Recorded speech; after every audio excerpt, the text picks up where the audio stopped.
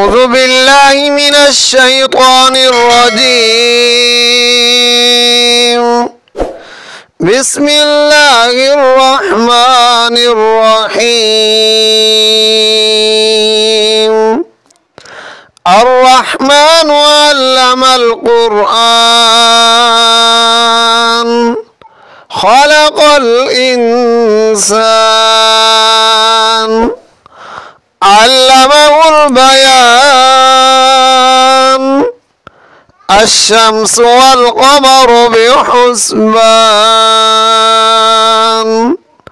والنجم والشجر يسجدان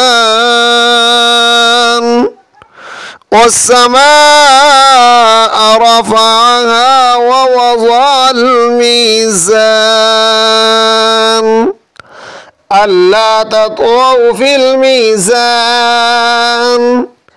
وأقيموا الوزن بالقسط ولا تخسروا الميزان والأرض وضعها للأنام فيها فاكهة والنخل ذات الأكمام والحب ذو العصف والريحان فبأي آلاء ربكما تكذبان خلق الإنسان من صلصال كالفخار وخلق الجان من مارج من نار فبأي آلاء ربكما تكذبان رب المشرقين ورب المغربين فبأي آلاء ربكما تكذبان مرج البحرين يلتقيان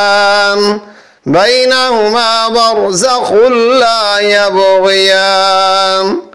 فبأي آلاء ربكما تكذبان يخرج منهما اللؤلؤ والمرجان فبأي آلاء ربكما تكذبان وله الجوار المنشآت في البحر كالأعلام فبأي آلاء ربكما تكذبان